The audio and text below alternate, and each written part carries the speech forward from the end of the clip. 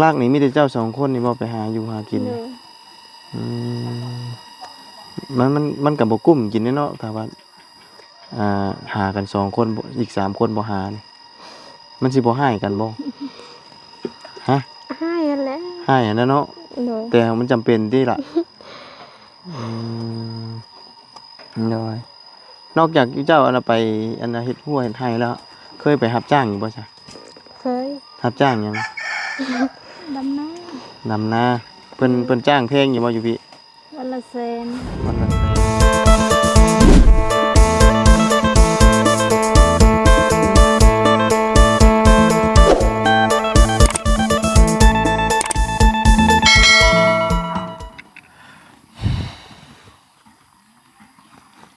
เอาพี่น้องเอ้ยเนาะหลังจากที่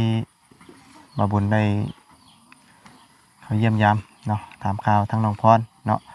ตอนนี้ก็มาอยู่พี่ละพี่น้องเอ้ยเป็นเพื่อนอีกหลังนึงก็คือหลายคู่หลายคนก็คือสิฮู้กันดีแต่เนาะหลังจากที่เมื่อวานทางมายามอลี่เนาะก็ได้เข้ามาหาแล้วเข้ามาหาทางครอบครัวหรือว่าลูกของพ่อเลี้ยงหรือว่าพ่อหน้าของทางน้องพรเนาะเอามื้อนี้บ่บุญก็ตามเข้ามาเบิ่งนํกันพี่น้องเนาะเป็นจังไดคือว่าอยู่กัน5คนบ่ทั้งเบิดนะอยู่กัน5คนนี่ก็บ่ฮู้ว่าอยู่จังใดแล้วเฮ็ดไร่เฮ็ดนาแบบใดเนาะได้เฮ็ดไร่เฮ็ดนาอยู่พี่น้องเนาะฟืนไฟก็คือสิบ่มีดอกเบิ่งนี่มืดคืออยู่เนาะเอามื้อนี้กันจังได๋กันถามเบิ่งเรื่องราวเพิ่นนํกันพี่น้องเนาะหลังจากที่ว่าแม่เสียก็คือทั้งพ่อก็ได้ไปเอาเมียใหม่เนาะตอนนี้ก็มีแต่ลูกๆเนาะที่ว่าใช้ชีวิตอยู่นํกันแล้วก็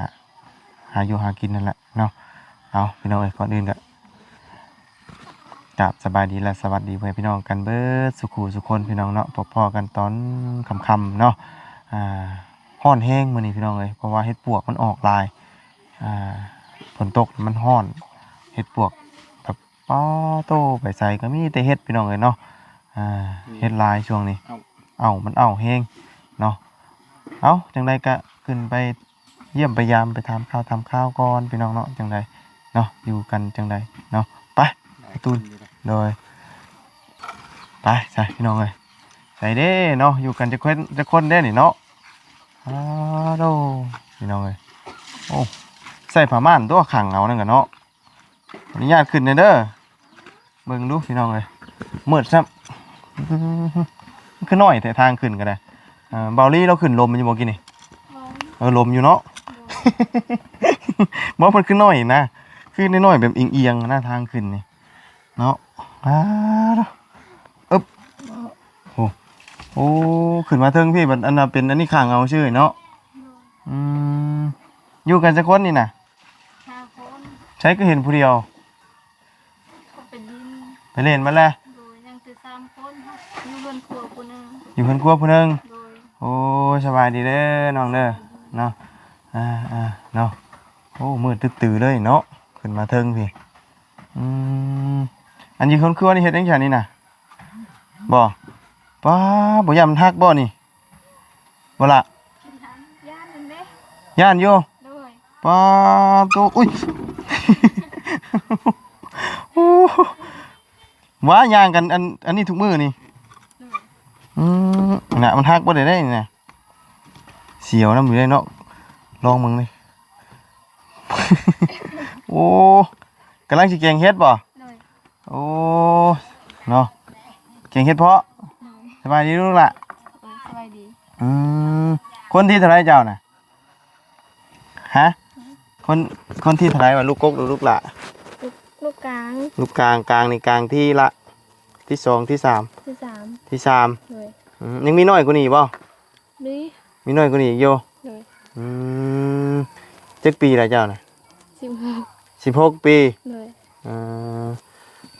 อันนี้กำลังเฮ็ดกินกำลังสิแกงเฮ็ดมันยังคือสุดโทรมแต่อันเฮือนครัวปานนี้ก็ได้เนาะบ่ย่านมันล่มบ่ย่านอยู่คือพากันอยู่อันแบบนี้ได้ซะย่านก็อยู่ฮะย่านก็อยู่หนึ่งข้าวหนึ่งน้ำกับหนึ่งพากันหนึ่งอยู่นี่เฮ็ดกินอยู่นี่มองกันว่ามันขาดๆนี่เนาะแต่ว่ามองอันยางเพิ่นนี่แหละนี่เนาะคือคางมันนี่แหละนี่ บ่รีบ่ได้ย่างมาบ่กินนี่ ย่างมา โอ้ยังดีบ่หักเนาะแล้วตุ้ยครับ ขออนุญาตนี่ไม้นะถอดเด้ออีหล่าชื่อว่าจังไดนี่น่ะ ซื้อพวง ชื่อพวง โดย อืมตอนนี้เนี่ยอยู่กัน5คน โดย ทั้งเบิดนี่5คนอยู่พากันนอนอยู่เพื่อนแหละ โดย อืมอันอยู่กัน5คนนี่จักปีแล้วนี่นะ โมโห ฮะเอ้าตั้งแต่อันแม่เสียแล้วบ่ซะ เสียแล้ว ตอนที่ว่าอยู่กัน5คนลำเพียงลำพังนี่ได้ที่ว่าพ่อไปเอาเมียใหม่นี่นะ 2 ปีนี่แล้ว 2 ปีนี้บ่ โดย อืมหน่อยเขาอยู่จังซี่เขาก็เฮ็ดอันน่ะเฮ็ดให้เฮ็ดสวนอยู่บ่ เฮ็ดให้ แต่ว่าหน้าเด้ค่ะ หน้าบ่มี บ่ได้มีนะ โดย อ๋อมีแต่เฮ็ดให้เอา โดย อืมหน่อยมื้อนี้น่ะพากันมาหาเฮ็ดบ่ น้องไปหา น้องไปหา โดย อืมหน่อยยังมีอันน้อยกว่านี้อยู่บ่อันนั้นน่ะเอื้อยบ่อันกินนี่น่ะ โดย เอ้ยกกบ่ โดย อ๋อหน่อยเนาะคำฝนตกมากันบ่จังได้เฮ็ดคือกันได้หม่องเงินครัวนี่เนาะ เปียก อื เปียกเบิด อันเปียกบ่ว่านี่อันฮู้วันนี่ได้นี่น่ะยันตกลงนี่เนาะ บ่ตกเนาะ ฮะ บ่ตก บ่ตกบ่ โดย คือว่าได้ถนัดเลยเนาะ โด เคยอันน่ะเหยียบเรื่อยเลย โดย อืมโดยหนึ่งข้าวเรียบร้อยแล้วบ่ นึงแล้ว อย่างแล้วเนาะเหลือแต่อนาคตเฮ็ดแกงอืมโดยแกงข้าวกินข้าวแรง โดย อืมเอายังจะไต่เวลามันมืดนี่ นี่เลย อันนี้บ่โอ้แสงไฟโซลาร์เซลล์อ๋อทันในหุงเนาะ โดย อ่าเปิดก่อนบ่ได้บ่ ได้ เปิดดูหาไผมาฉันได้แจ้งแน่เนาะ มืดช่ำกินนี่นี่กับฟ้านี่ก็เอาผ้าห่มข้างเอาเนาะอืมเอาขูดรถละเนาะเป็นยังเนาะนี่พี่น้องเลยเนาะอยู่กันหาคนหาชาวผู้หญิงไปเลยบ่ บ่มีผู้ชาย2 คน อ๋อชายสองยิงชาม โดย ผู้ที่สองกับผู้หญิงบ่ ผู้ชาย ชาย โดย ผู้ที่สามผู้หญิง โดย ผู้ที่สี่เด้ ผู้ที่สี่ผู้ที่สี่ผู้ชาย ชาย โดย ผู้ที่ห้าจังผู้หญิงอีก ผู้หญิง โดยอันน่ะพากันเฮ็ดให้เฮ็ดสวนนี่พากันไปเฮ็ดปัจจุคนบ่ บ่ ไผจะเฮ็ดนะ มีแต่ข่อย2 คนกับเอื้อย เจ้าสองคนกับเอื้อยผู้นี้ โด นะ ย เอ้าคนอื่นไปเฮ็ดจังจ้ะ อยู่ขี้ขัน อยู่ขี้ข้าน โดย เอ้าคือว่าช่างว่าแท้ โอ้ยังน้อยเติบอยู่บ่อันขี้ข้านนี่หรือว่าใหญ่เลย ใหญ่แล้วอยู่ว่าเป็นอายข่อย แต่ขี้ข้าน โดย ห่วย ตัวนี้ก็บ่ดีปานใดเด้อเนาะเฮ้ยเนาะอืมเป็นอ้ายใหญ่กว่าเจ้าอีก โดย อืมโดยตัวมันก็บ่อยากปานใดได้ตัวนี้เนาะมันก็ต้องช่วยกันเด้อเนาะช่วยกันทำมาหากินได้เนาะจะได้มีอยู่มีกินปัจจุบันนี้ข้าวน้ำเฮาเอาใช้จะกิน ไปหาขอ หาคอบ่ โดย ไผไปคอนะ เอง ฮะ ข่อยเอง เจ้านะ กับเอื้อย ไปคอใช่ละ คอยนำนาสาว ขอน้ำคนในบ้านนี่บ่ในสาวนี่บ่ บ่นาสาวอยู่บ้านนะบ่ อยู่บ้านนาบ่ โดย อ๋อเฮาต้องไปคอตลอดบ่หรือว่าในใดนี่นะ ขอตลอด บ่ได้ซื้อบ่ซะ เสื้ออยู่แต่มันมีเงินกันซื้อบ่มีอ่ะอยู่ อืมแต่ว่าไปคอนี่เฮาได้มาเทื่อประมาณจักโล บ่หลาย บ่หลายบ่ โดย อืมเลยหลักๆเลยก็ไปหาคอกับนาสาว แต่ว่าเพื่อนคนอื่นได้ไปคออยู่บ่ บ่เคย บ่เคยมีแต่ไปขอน้ำนาสาวตัวเอง โดย คำขอน้ำคนอื่นบ่กล้าบ่ด้วยนี่แหละ บ่กล้า อันนี้คือไปขอนี่เขาไปขอจากอันเพื่อนนาสาวเนาะ โดย เขาบ่ได้ขอจากคนอื่น แต่มันก็ต้องไปขอเรื่อยเติบได้เนาะเบิดยามใดบ่มีกินก็แม่นต้องไปขอ เนาะสภาพเพื่อนซ่านเพิ่นก็สุดโทรมอยู่แล้วเนาะขึ้นมาเบิ่งใหญ่แนมเบิ่งข้างล่างนี่ใหญ่นะแต่ขึ้นมานี่ฝาขังอิหยังก็เอาใส่พะมังกั้งเนาะอืมขึ้นย่านอยู่บ่นอนตอนค่ำตอนคืนก็ได้ ย่าน เป็นผู้ชายผู้สาวสิกะฮะ ย่านก็อยู่ ย่านก็อยู่ เลย อืมหน่อยเขาถือว่าแม่เจ้าเสียนี่จักปีแล้วจ้ะ 2 ปี2 ปีนี้ 2 ปีนี้ โดย แล้วพอก็เอาเมียก็2 ปีนี้บ่ โดย ตายปุ๊บเอาปั๊บบ่ โดยแม่นแหละ โอ้เอาเมียตายแล้วเอาใหม่เลย เอามาเลย เราบ่ได้โอ้ตายปุ๊บเอาปั๊บ โดย บ่ได้เจกเข้าอยู่บ่อยู่พี่ บ่ บ่ได้เจกบ่ โดย อืมโอ้หลักๆเลยเฮ็ดเวียกหาอยู่หากินมีแต่เจ้ากับเอื้อยผู้นี้บ่ โดย อ๋อโดยหาอยู่หากินนี่เอื้อยกับเจ้านะที่ว่าอันหาเลี้ยงอ้ายเลี้ยงน้องนี่เนาะ โดย อืมแต่ทั้งอ้ายกับบ่ได้หาเฮ็ดเวียกหยังบ่ บ่ ขี้ข้านคือจะว่ามันบ่ โดย โอ้โอ้ยเนาะขี้ข้านแบบนี้ก็บ่นับหนุนปานใดแล้วเนาะต้องช่วยกันทำมาหากินแน่คนเฮาโดยมื้อนี้ก็สิแข่งเฮ็ดเพาะว่าติ โดย แต่ว่าน้ำในนี่คือสิแม่นใช้น้ำมันบาดาลเนาะ โดย อยู่ใกล้น้ำบาดาลเด้เนาะแนะหม่องอันน่ะอยู่กินเพิ่นคือสิรู้แท้อีหละหม่องนี่นะหม่องอัน ฮัก ฮักแล้วบ่ โดย มีแต่หม่องตาบเนาะตาบกับตาบนี่ แต่ย่านอยู่ใดเนาะย่างไปย่างมากะ ก็ย่านอยู่ คือย่านชุดก็คือหม่องนี่แน่นี่เนาะ โดย ย่างบางเทื่อพลาดขึ้นมานี่โอ้นี่คือบ่หาไม้มาใส่แน่บ่มีบ่หรือว่านี่ใด บ่มี ฮะ บ่มี บ่มี โดย นี่นะมันน้อยก็น้อยเกินนี่ตัวนี้ก็ฮักเลย เนาะเอา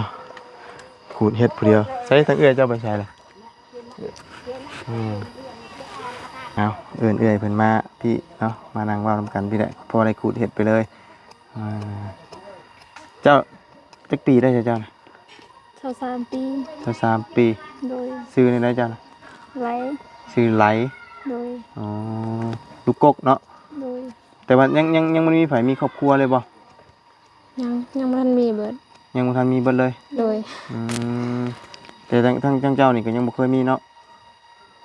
แต่ค่อยมีแล้วแต่พวกค่อยเสีย อ๋อเคยมีแล้ว โดย แต่เฮิงแล้ว 5 ปีแล้ว 5 ปีแล้ว โดย อ๋อเอาผัวแต่ยังน้อยบ่ โดยพุ่นน่ะ เอาตั้งแต่จักปีน่ะ13บ่ 15 ปี 15 ปี โดยใกล้จะฮอด16แล้ว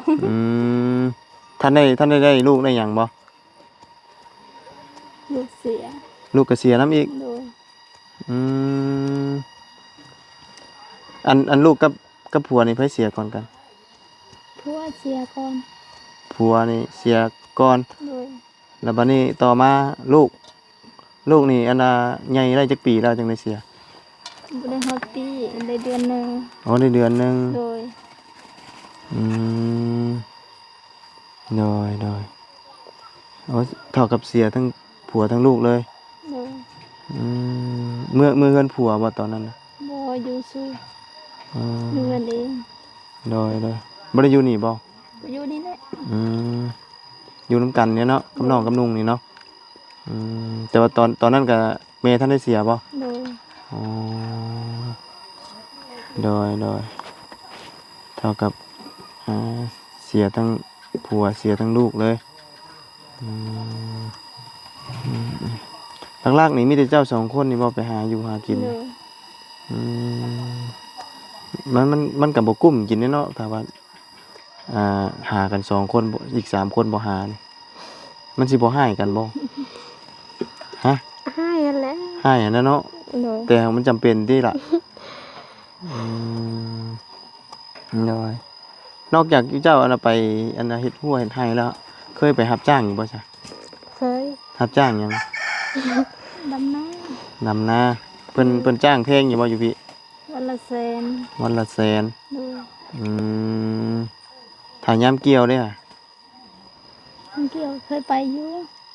อืมน้อย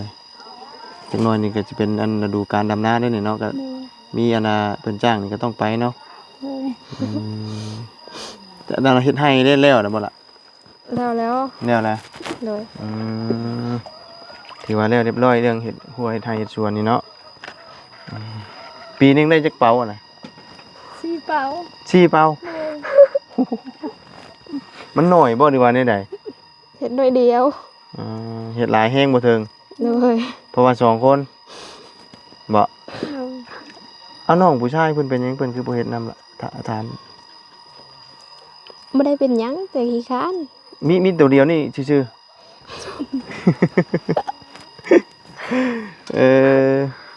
คือหลักๆนี่คือตัวเดียวนี่เลยตัวขี้ข้านเลยเออเจ้าบ่ให้กันบ่อยู่ร่วมกัน จะให้ที่บ้านมันเลย ให้อยู่ โดย ผิดกันเถียงกันเรื่อยอยู่นี่เนาะ โดย แต่เฮ็ดจังได๋เนาะมันถิ่มบ่ได้เนาะ โดย เอ้ยน้องมันก็อยู่นํกันมันก็ปูอันอาหารนี่แหละมันเมื่อยเนาะแบบว่ารับจ้างระบายเพิ่นก็บ่ไปเนาะไปอยู่บ่ บ่ได้ไปอยู่แต่ในเฮือน เอ้าแล้วบัดเวลาเพิ่นอยากได้เงินได้หยังได้ซะ บ่ได้เงินอยู่ซื่อ ฮะ ๆอยากได้ก็บ่ได้ เคยอยู่ว่าจะขอน้ำพี่เจ้านะ บ่ บ่เคยบ่ โดย อ๋อใครอยู่ซะเนาะขี้ข้านนอนกินก็บ่แห้งแล้วเนาะยังจะมาขอเงินอยู่ เนาะพี่แจงเฮ็ดกินข้าวแรงอันนี้ต้องรอกินพร้อมกันเบิดเลยบ่นี่ โดย อ๋อโดยรอผู้ไปเล่นไปหยังมากินพร้อมกันเนาะแต่เพื่อนบ่มีไฟฟ้าเนาะ บ่มี มีแต่ไฟโซลาร์เซลล์เพื่อนนี่ตั้งแต่พ่อแต่แม่เฮ็ดพุ่นนี่เนาะ โดย หลายปีแล้วบ่จื้อได้บ่ บ่จื้อ บ่จื้อบ่ โดย อืมบ่จื้อเลยเนาะ นี่ผูกกกที่หากัน23ปีนี้อันนี้16บ่ โดย มีบ่ผู้บ่าวผู้แพรมาจีบมาเล่น บ่มี บ่มีบ่ เป็นได้คือมีล่ะ มันบ่มี มันบ่มี เห็นว่าย้อนตอนค่ำตอนคืนมาผู้บ่าวผู้แพรมาเล่นน้ำลายประตูเนี่ยฮะเอื้อนไปตู้พุ่นเอาเนาะก็ยังน้อยอยู่ถือว่ายังน้อยอยู่16ปีเนาะแต่ว่าก็เฮ็ดไร่เฮ็ดสวนซักเอาได้เนาะเฮ็ดไร่เนาะ โดย อันนี้ไปหาแต่เช้าเพิ่นบ่เฮ็ดนี่ได้ว่าจังได๋ หาแต่เช้านี่คือ เฮ็ดปวกบ่ได้บ่ บ่ได้บ่เห็น บ่เห็นมันเนาะแต่ว่าตามข้างทางนี่หลายขนาดเลย แถวข้างทางข้างหยังเพิ่นขายนี่ป้าอีโตพี่น้องเนาะสุดยอดเลยละเรื่องอันน่ะเฮ็ดนี่ของเต็มอยู่อันนี้ก็เป็นเฮ็ดตั้งแต่พ่อยังอยู่พุ่นว่าอันนี้ก็ได้ โดย มันแบบชุดโชมคักดีเนาะมี มีแต่ไม้อันดอกๆทั้งนั้นเลยมีเคยตกอยู่บ่จับเจือ บ่เคย ยังบ่ โดย แต่จะพลาดกันได้กันเนาะพลาดมื้อไหนตกมื้อนั้นได้นี่นะมันมีแต่ไม้ดอกครับมีแต่ไม้แบบว่านี่เบิ่งดูไม้ดอกได้ดีสุดยอดเลยนี่แต่ว่าอันฟ้าขังทั้งในนี่ก็บ่ได้มีเนาะอันนี้หากระใส่บ่ โดย ฝนตกมาหนึ่งกับผ้าแถวนี้อีกเนาะทางจิเกียงเห็ดเพาะยังไงมาพี่ละเจ้านะมาน้ำเบาก่อนผู้น้องก็ได้เนาะเบิ่งลูกพาอันน้ำเบายางเลาะเบิ่งในเฮือนเจ้านี่ เป็นจังได๋อยู่เมืองนอนโอ้ย่างระวังเด้อเนาะเด้อให้บ่ได้เจ้านอน อันนี้บ่ โดย นอนจักคนบอกนี่น่ะ 3 3คนอันไอ้น้องผู้หญิงนี่บ่ โดย บ่ประตูก็บ่มีโอ้ช่องได้บ่ช่องได้บ่ ได้แต่มันหก ฮะ ได้ แต่มันหกบ่ โดย เอาหกก็ธรรมดามันบ่มีหม้องไว้เนาะจักสิไว้ใช่เบิ่งขออนุญาตเบิ่งให้เด้อใช่โอ้ ทั้งนั้นก็กึ่งเปืองอยู่เนาะเอาทางนี้นี่แม่นผู้ชายบ่นอน โดย ทางนี้นี่ผู้ชายเอา อันว่าผ้ากั้งข้างเอาเนาะก็ถ้าว่าคือบ่มีผู้ชายเด้อนี่ก็อยากเสียวๆอยู่ได้เนาะล่ะเนาะ โดย อยากย่านคนอยู่ได้เนาะอันนี้ยังดีแน่แต่มีอ้ายเนาะมีอ้ายผู้ชายแน่แต่พื้นไฟนี่เพิ่นมีไฟโซลาร์เซลล์ส่องมานี้เนาะใต้มึงดูมับโอ้หุงแน่เนาะ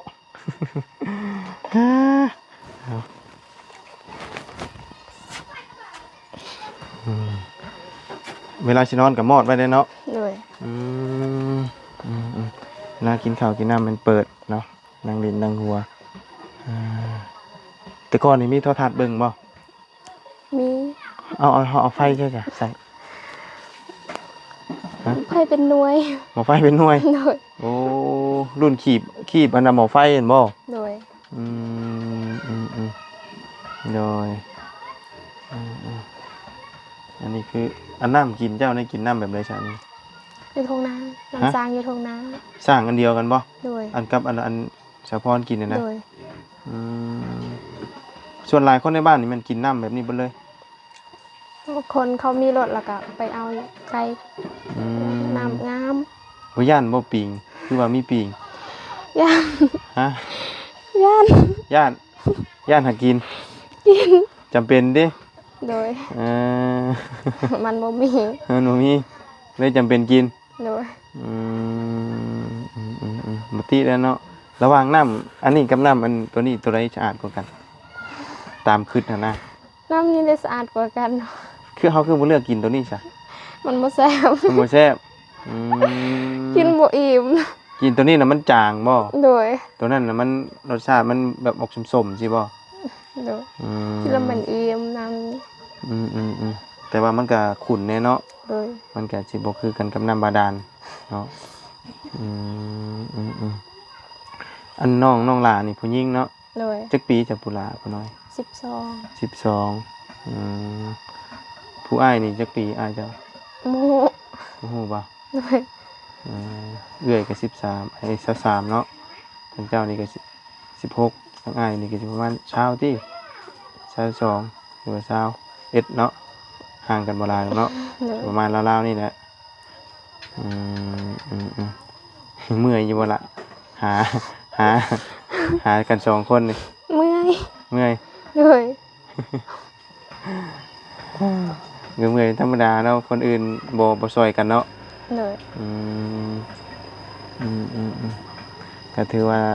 ใช้ชีวิตหลังจากพอเอาเมียใหม่แล้วก็แม่ก็เสียเนาะ โดย ตอนพ่อกับแม่ยังอยู่นี่ก็บ่ได้ทุกข์แฮงกว่านี้บ่ บ่ได้ทุกข์ปานใดพ่อแม่หา พ่อแม่ยังพอหาอยู่ โดย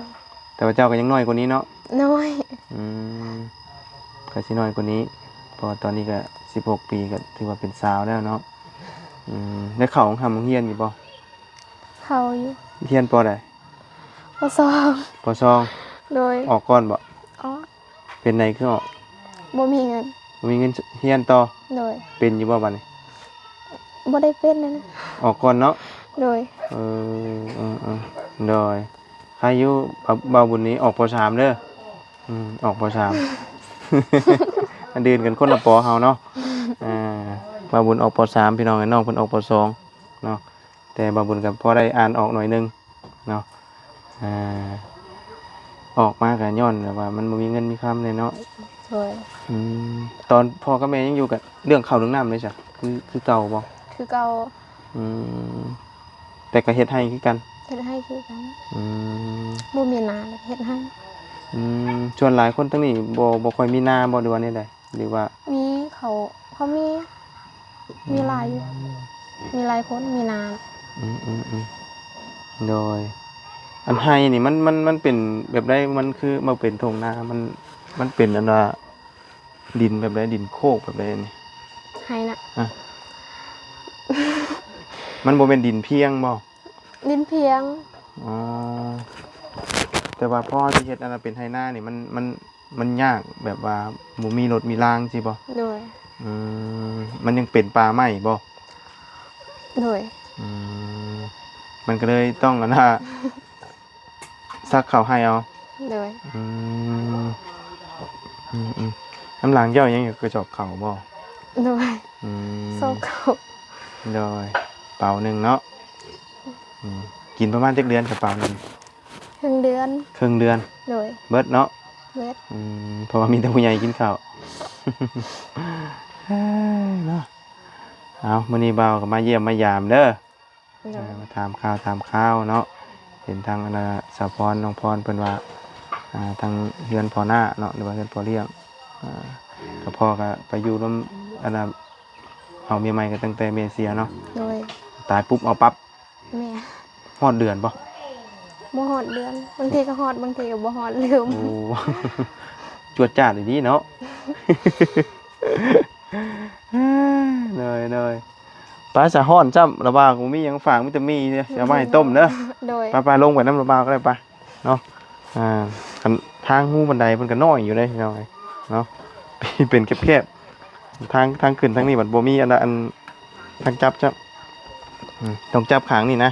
หมองนี่ก็คือกันได้เนาะบูบับอยู่นี่ โดย โอ้อึ๊บโอ้ยเจ็บตีนแท้นี่กันไดก็ มาลงมาข้างล่างกันมืดตึ๊บบ้านนี้เอาพี่เพื่อนไปตู้นี่ยังโหดเนาะฝนตกมากกับเปียกกันนี่เรากันเนาะเราก็อยู่เพียวแล้วบอกว่าพี่ละเราก็อยู่เพียวแล้วตลอดเลยเนาะ โดย ในตู้เนาะ โดย อันนี้เฮือนไปซะละ เพื่อนนาบาว โอ้เพิ่นกำลังตั้งนี่นะ โดย กี่วันอันเฮือนจุเจ้าบ่แม่นเนาะ บ่มี เอาล่ะเอาเนาะบ่าวก็มีแต่มีเด้อมาต้อนเด้อ โดยขอบใจ หน่อยไปต้มสู่กันกินเด้อฉันเด้อ โดย ป้าซาจังใดมื้อหน้ามื้อไหนสิมาเยี่ยมยามถามข่าวใหม่เด้อ โดย โดยสบายดีเด้อเด้ สบายดี บ่าวขอไม้บ่าวแน่ ขอนช้ำพี่น้องเอ้ยอบอ้าวดีไปแกงเฮ็ดเด้อฉันเด้อแกงแซ่บๆมื้อหน้าสิมากินน้ำ มันฮ้อนเฮงเอาใส่พี่น้องเอ้ยนางถามประตูนเพิ่นไปถามทั้งแม่ตู้นี่ก่อนแม่ตู้เฮือนครึ่งเดียวนะพี่น้องเอ้ยเนาะ เป็นเครื่องเดียวนะเนาะหลังหญ้ามีเครื่องหนึงฝั่งนั้นก็มีเครื่องหนึงฝาเราก็มีเครื่องหนึงเนาะแต่อีต้นได้อยู่ได้พี่น้องเอ้ยเนาะอยู่ผู้เดียวเอาก็ได้เข้าไปตามข่าวทั้งลูกของพ่อหน้าของน้องพรเนาะก็ถือว่าลำบากอยู่แล้วพี่น้องเนาะหลักๆเลยนี่คือหากัน2คนส่วนผู้ชายผู้เป็นอ้ายนี่ก็ขี้ขลาด ตัวนี้ก็เพิ่นก็บ่ได้ปิดบังเด้ขี้ข้านเพิ่นก็ว่าขี้ข้านเนาะทางเฮาก็สิบ่ปิดบังให้นะพี่น้องเนาะแต่สงสารแต่ผู้เพิ่นหาแน่เนาะไปซะพี่น้องเนาะสำหรับคลิปนี้มาบุญก็ล่ำลาเด้อมันค่ำมันมืดแล้วพี่น้องเผื่อเมื่อบ้านเมื่อเมืองอีกไกลพี่น้องเนาะไปสำหรับนี้ไปก่อนพบเจอกันใหม่ขอบคุณไปพี่น้อง FC เด้อที่เข้ามาติดตามรับชมคอยให้กำลังใจโดยตลอดมาเนาะพี่น้องไปแล้วสบายดีไป